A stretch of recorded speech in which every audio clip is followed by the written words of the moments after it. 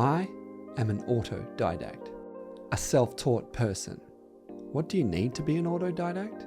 It's simple. You need to learn how to learn. Or more precisely, you need to learn how you learn. If you don't, who will teach you? Autodidacticism is the art of self-education, self-learning, or self-teaching. It's a way of learning without the direct guidance of teachers or institutions such as schools. An autodidact is someone who chooses the subject they will study, their study material, how often they will study, and for how long they will study.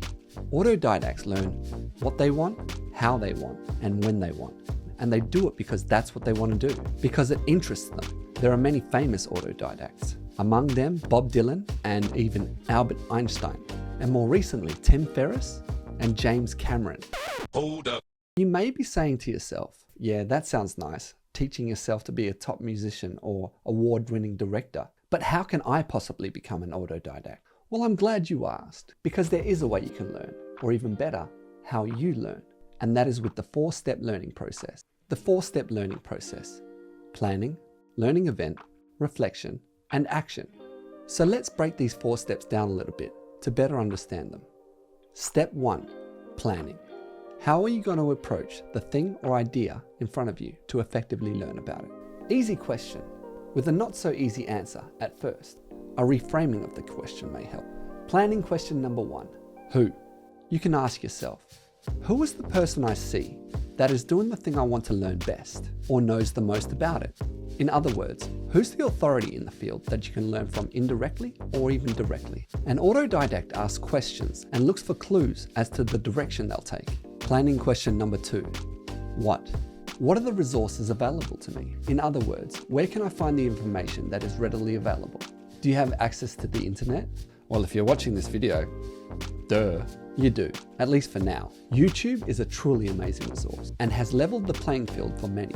There are also numerous short internet course websites like Udemy and Skillshare, which have cheap options for learning online. Or if you're currently limited in funds, another good place to start may be the Khan Academy, where many courses are 100% free.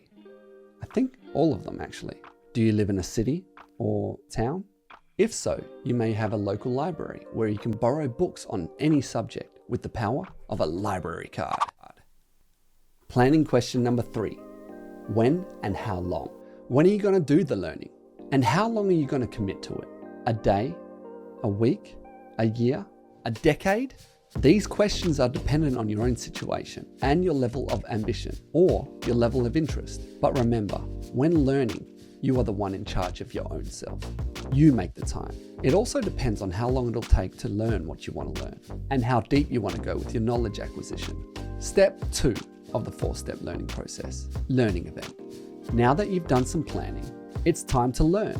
Set and commit to the time to do the thing you need to do. Pay for that online course. Contact that person about the thing you want to learn and ask them some questions. Put in the time you've allocated to do the learning. And if you're truly interested and motivated to learn, it'll be fun and maybe easy, and you'll want to share it with everyone around you. Step 3 of the 4-step learning process, reflection. This is where you think about what you've learned. We can often overlook the reflection part of learning, and some may do it because they don't want to think too deeply about the situation or where they're at, or believe it's a waste of time. Why spend time on reflecting when you can spend that time on learning, right? I can do a whole video on the answer to that question. But the powerful and short answer is, reflection is gathering your thoughts with the new knowledge. Wise, right? Thinking back on what you have learned and seeing things from a perspective of humility, knowing there is still so much more to learn. Step 4 of the 4-step learning process, action. Now that you've learned something and spent time reflecting on said learnings, you must take action. Action, action, action, action. Action demonstrates the application of your learnings. For example, if you've set the goal to learn how to cook delicious meals and you've spent the time watching the cooking tutorials, reading cookbooks, and learning the fundamentals of cooking, it is now time to take action. Action, action!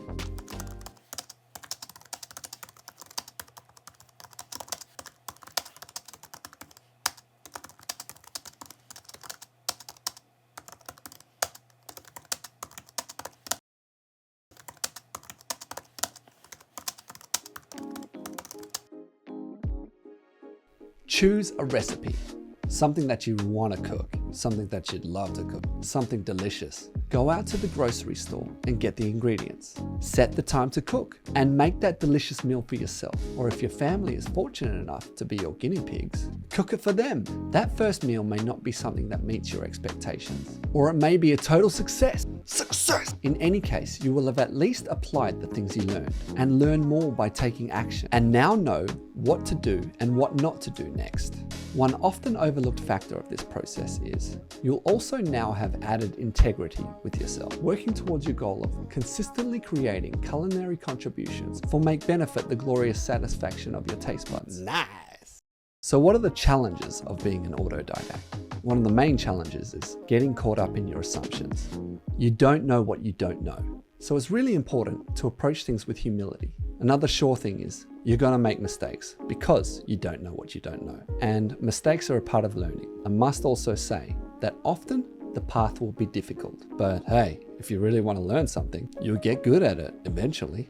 Another thing, it's all on you. You've got to come up with your own sort of curriculum and stay on track. Otherwise, you'll have to find someone else to teach you, which could be costly in the short term. But if you have serendipitously found a good teacher, you could save time and learn more, faster. Even then, as an autodidact, do not forget the 4-step learning process: planning, learning, reflection, action. Now, here are some hot tips. So you have big goals and big dreams in what you want to learn. You want to be a master. Expand your time horizons to a year, a decade, or even 25 years. That's right, 25 years. I'm not joking. If you want to be a master at something, you got to put time in, right? What's that 10,000 hour rule? I don't know how long 10,000 hours is, but it's definitely a long time. You want to do something big? You got to learn, right? What's that saying? How do you eat an elephant? Metaphorically, of course. One bite at a time. Break up your plan into bite-sized chunks and chew your food properly. And don't talk with your mouth full. That's another layer to the metaphor, which means don't talk about the thing, do the thing.